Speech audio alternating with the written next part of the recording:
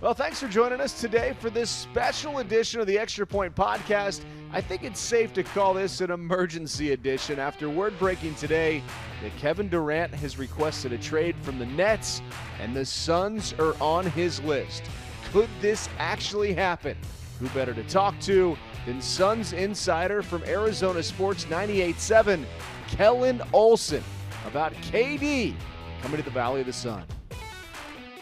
The Suns have one of the best hypothetical packages for him. You can center it around a sign and trade for DeAndre Ayton, Mikal Bridges, Cam Johnson. The Suns have all of their future first and second round picks right now.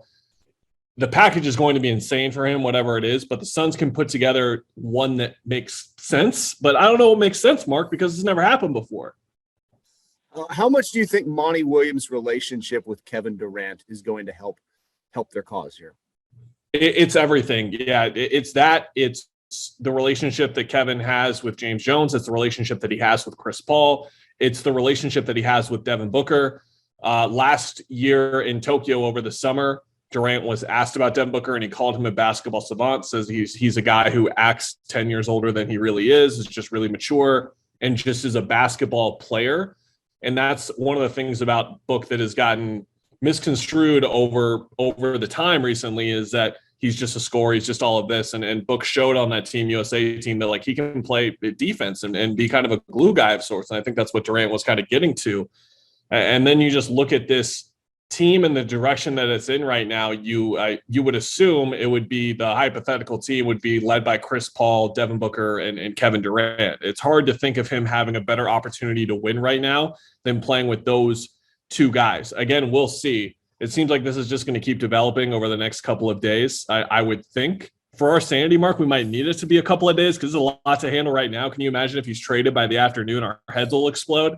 But yeah, it's a really exciting time to be covering the NBA right now because I keep going back to this, but I have to. This has never happened before. A player of his stature, yes, he is in his mid-30s, but Kevin Durant is one of the 15, 20 best players of all time right now. I would argue that he's the best scorer that has ever played in the league, and I just think he's one of the best overall players that has ever existed. And I still think he's in his prime right now. He's an excellent, well-rounded basketball player. He doesn't get enough credit for the passer, defender, all these kinds of things that he does in between the scoring.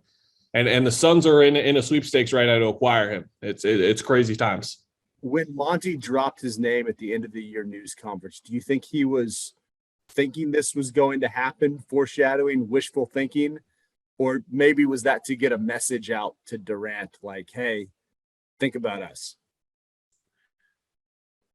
I don't think there was anything to it, to be honest. I think that Monty's got so many other things going on that he's not one to really do that. And you just got to let things happen naturally the way that they will. And you have to have faith in everything that has happened before that it will come to this, like he's confident in the relationship that he's had with Kevin Durant. So he doesn't need to do things like that, but everything it's just now we like to think that this is on the team, Mark, in terms of them accepting the trade because they're the ones doing it, but it's on Durant. Everyone knows with the way the NBA has traded in the last 10 years, it's ultimately on where the player wants to wind up going.